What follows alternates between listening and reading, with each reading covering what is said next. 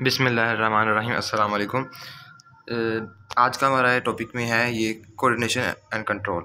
ये हमारा MD cat का ये टॉपिक है। इसमें वर्कशीट है हमारी, ये पहली वर्कशीट है। इसमें आज मैं आपको 25 एमसीक्यूज़ों के बारे में सॉल्व करवाऊंगा। एमसीक्यूज़ों के साथ साथ उसके एक्सप्लेनेशन देंगे और शुरू करते हैं। पहला हमारे पास एमसीक्यूज़ है। Nervous coordination involves specialised cell और न्यूरॉन लिंक टुगेदर डायरेक्टली और by the central nervous system to form network that connects the. Option A हमारे पास है receptors and neurons, receptors and effectors, receptors and central nervous system, central nervous system and effectors. ये D option है। मतलब कि चार option है हमारे पास। चारों में से हमारे पास राइट ऑप्शन है B option, receptors and effectors. ये हमारे राइट साइड पे ये एक्सप्लेनेशंस हैं और लेफ्ट साइड पे ये हमारे पास ये वर्कशीट है हमारे पास। मतलब कि क्वेश्चन ये है, इसकी एक्सप्लेनेशन कैसे है। राइट ऑप्शन हमारे पास रिसेप्टर्स एंड इफेक्टर्स है। ये कैसे है, आप लोगों ने अपनी बुक के अंदर पढ़ा होगा। ये टेक्स्ट बुक की असल में स्टेटमेंट्स होती हैं। ये एक्सप्लेनेशन में दिया है कि receptors receive stimuli and effector respond but the neurons or the nerve cells connect them together. मतलब कि रिसेप्टर्स ने रिसीव करना और इफेक्टर ने रिस्पॉन्स देना है, तो आगे ये सेंट्रल नर्वस सिस्टम के साथ इसी का कोऑर्डिनेशन में मेन फैक्टर आता है। दूसरे की तरफ चलते हैं। दूसरा हमारे पास the neurons has capacity to generate and conduct impulses which travel across the. अब न्यूरॉन्स जो है, जो इम्पल्स कंडक्ट करती है, वो उसकी मूवमेंट पूछी है, पाथवे किस्म का पूछा है हमारे पास। तो ऑप्शन बी है synapse and pass from receptors to effector. Synapse के बाद वही रिसेप्टर से effectors, effectors and pass from synapse to receptors, synapse and pass from effectors to receptors, receptors and pass from synapse to effectors. Simple सी बात है, इसका जवाब है ये synapse and pass from receptors to effectors.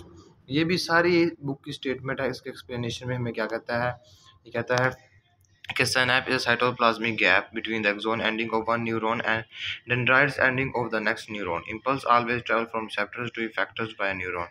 मतलब यहाँ से आपको पता चल जाना चाहिए कि synapse होती है, ये गैप होती है, ये फैक्टर रिसेप्टर से इफेक्टर तक जाती है, जो कि synapse इसका मदद करती है।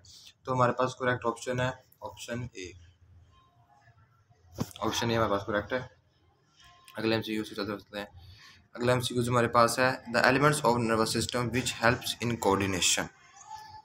अब elements of nervous system which help in coordination, पहला रिसेप्टर न्यूरॉन्स एंड इफेक्टर्स, दूसरा सेंट्रल नर्वस सिस्टम और ये पेरिफेरल नर्वस सिस्टम, ये तो कभी भी नहीं होता था, मोटर न्यूरॉन सेंसरी एसोसिएटेड, चौथा ब्रेन स्मेल कोड। ज़्यादातर स्टूडेंट्स के यही सोच में होगा कि ऑप्शन ए और ऑप्शन सी में से कोई होगा। तो नर्वस सिस्टम के जो एलिमेंट्स हैं, ये नर्वस सिस्टम के मोटर सेंसरी और ये एसोसिएटेड न्यूरॉन, ये कंपोनेंट्स नर्वस सिस्टम के एलिमेंट्स नहीं है, ये असल में न्यूरॉन्स की टाइप्स हैं।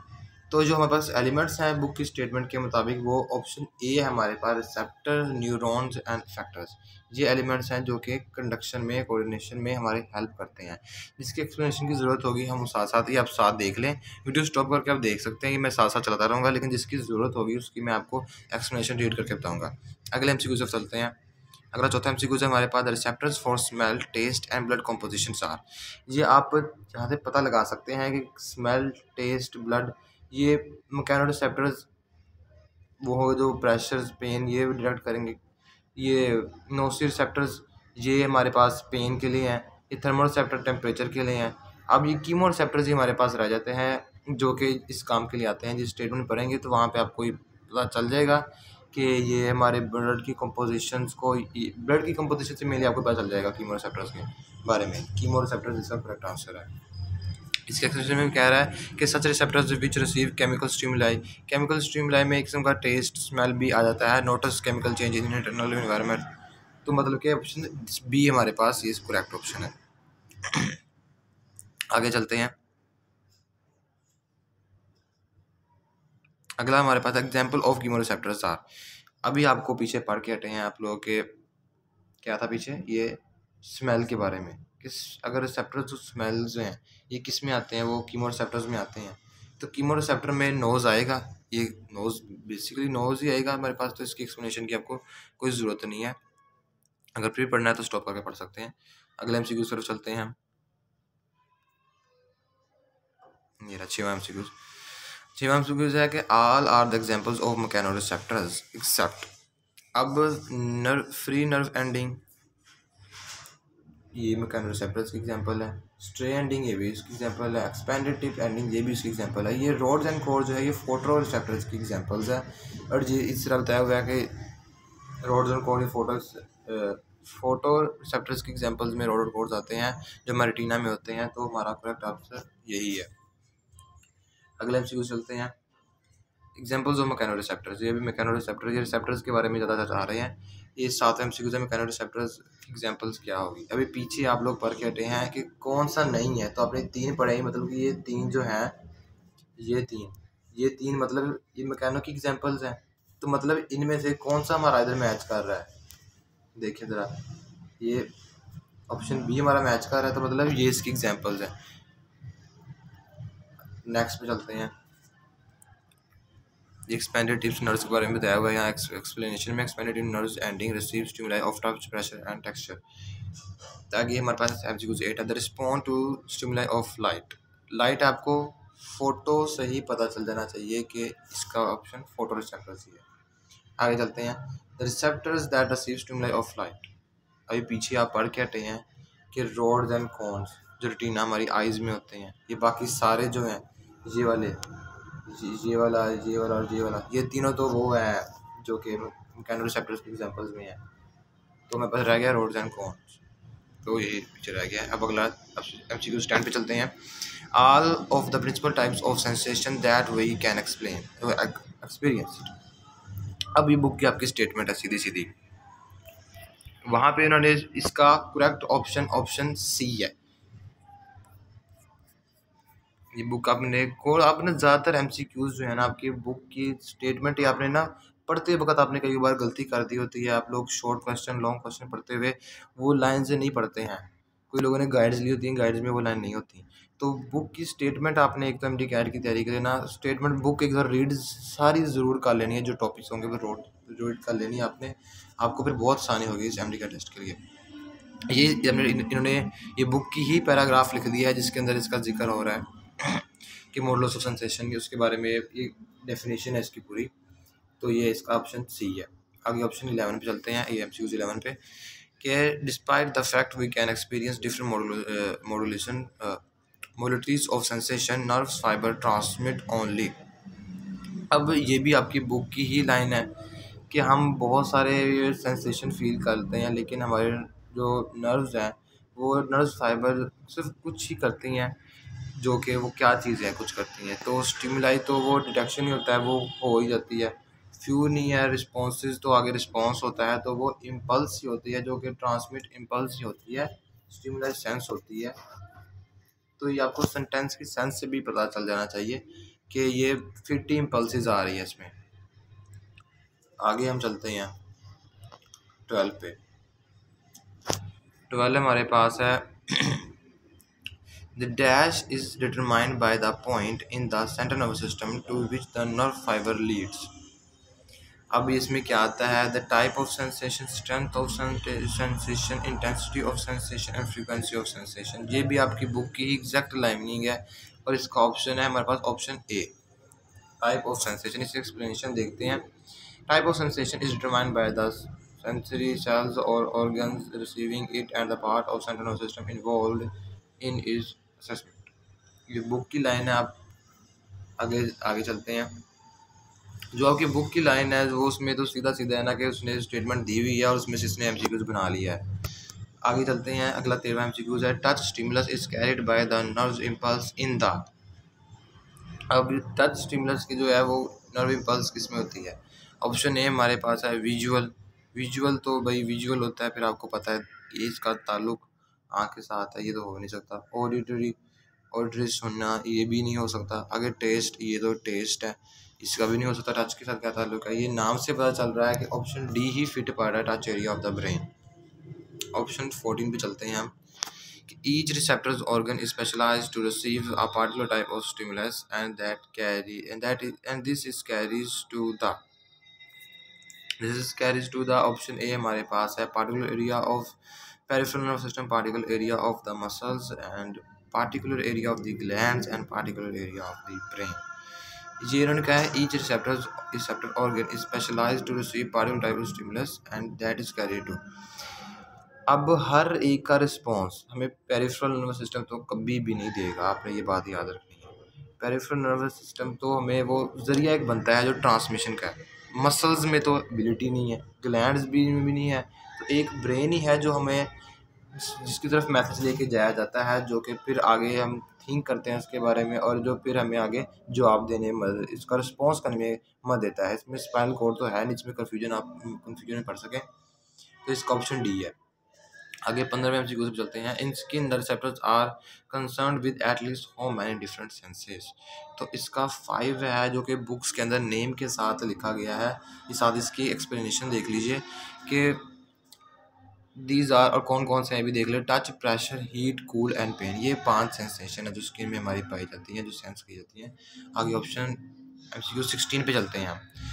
Receptors found in the skins are associated with the receptor found in skin is associated with। अभी आपने 5 पढ़ी हैं, 5 आपने इनमें से निकाल लिए हैं। 5 कौन सी होंगी? Touch, pressure, heat, cool and pain. कहाँ है touch, pressure, heat, cool and pain? Option B हमारे पास है। ये पांचों वही मैच कर रही हैं जो हमने अभी पढ़ी हैं। ये देखे इस एक्सप्लेनेशन में डायग्राम भी इन्होंने दी हुई है यहाँ पे, लेकिन डायग्राम से हमारा कोई कंसर्न नहीं है यहाँ पे। वैसे डायग्राम से कोई पार्ट पूछ सकते हैं तो डायग्राम को भी देख लीजिएगा, लेकिन हम अगले एमसीक्यू की तरफ चलते हैं। 17वें एमसीक्यू हमारे पास है डिटेक्शन और vibration of the ground is by terrestrial vertebrates is probably achieved by the receptors in the. इसका करेक्ट जो है जॉइंट्स। करेक्ट ऑप्शन हमारे पास जॉइंट्स है। एक्सप्लेनेशन देखते हैं इसकी कि the mechanoreceptors associated with the receptors of stimulus और vibration is located in joints. इसका यही है कि भाई जॉइंट्स ही आपको वाइब्रेशन में बता सकते हैं। अगर ज़मीन पे कोई आ रहा है तो हमें किसकी वजह से पता चलता है, वो जॉइंट्स की वजह से चलता है। हम अगले एमसीक्यू की तरफ चलते हैं 17वें से 18वें पे। The relative abundance of various type of receptors.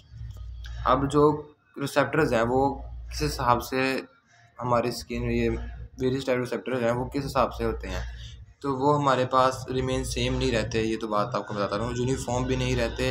अब डिफरेंट ये डेफर रेयरली और डेफर ग्रेटली, तो इसका करेक्ट ऑप्शन है डेफर ग्रेटली। ये बुक की स्टेटमेंट ही है जिसका एक्सप्लेनेशन देते हैं the relative abundance of the receptors depend upon significance of the sensation to which the particular type of sensation is associated. इसमें एक दो तरह के और एमसीक्यूज बनते हैं कि जो स्किन में रिसेप्टर्स पाए जाते हैं वो इवनली डिस्ट्रीब्यूटेड होते हैं कि अनइवनली डिस्ट्रीब्यूटेड होते हैं, तो उसका जवाब है अनइवनली डिस्ट्रीब्यूटेड। इसका ऑप्शन सी है 18 का।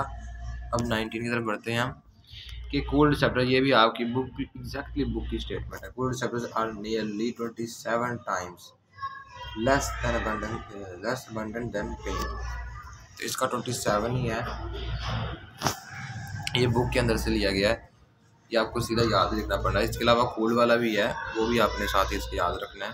ये 2% उन्हें दी हुई है, एक कूल की और एक कूल रिसेप्टर्स की और एक ये पेन रिसेप्टर्स की। आगे 20 को देखते हैं हम। Dash receptors are nearly 27 times more abundant than the cool receptor. तो वही होगा, इसका पेन ही पीछे पड़ा है वो सेम यूज है।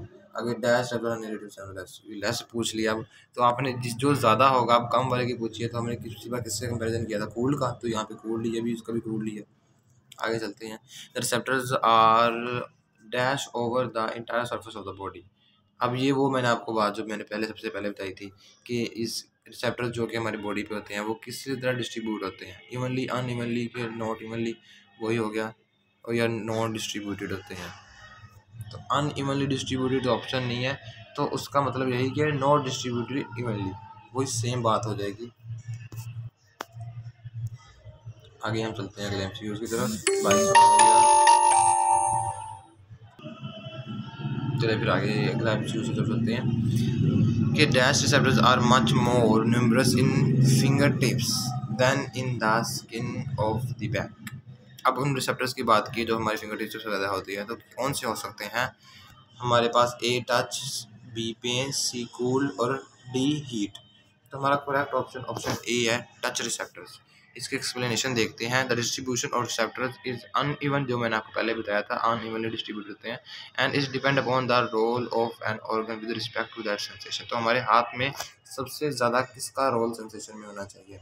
क्या हमारे हाथ सबसे ज़्यादा टच को ही फील कर सकते हैं कि टच पहले टच के बारे में पता चले, पेन तो बाद की चीज़ है। सबसे पहले हमारे हाथ में हमें टच की चीज़ के बारे में चलता है कि कोई चीज़ हम टच कर रहे हैं कि नहीं कर रहे।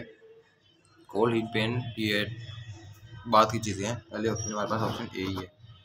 आगे हमारा है the unequal distribution of touch receptors in fingertips are compared to the backside skin indicates the option A normal function of those two parts of the body, option B location of those part of the body, option C surface area of this part of the body और option D size of those part of the body। इसका हमारा option A ही है। उसके ज़रा हम explanation देखते हैं, फिर आपको शायद अच्छी समझ लग जाए। देखते हैं, ये कह रहा है touch is mainly associated with finger tips.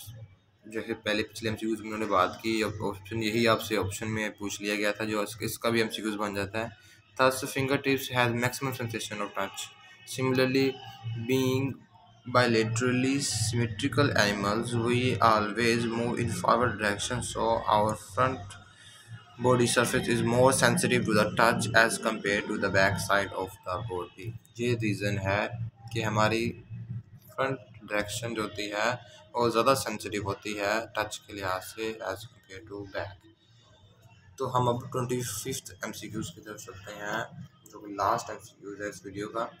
वो कहता है कि the stimulus received by the receptors in the skin which are the ending of the sensory neuron is passed to the dash by the interneuron।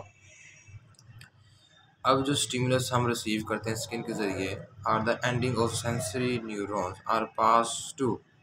अब किसकी तरफ जाते हैं वो स्टिमुलस? वो सारी सी बात है मोटर न्यूरॉन की तरफ जाता है। मोटर न्यूरॉन की तरफ जाता है तो हमारा ऑप्शन इसका सी है। अब इसकी एक्सप्लेनेशन देख लीजिए एक दफ़ा, लास्ट है ना।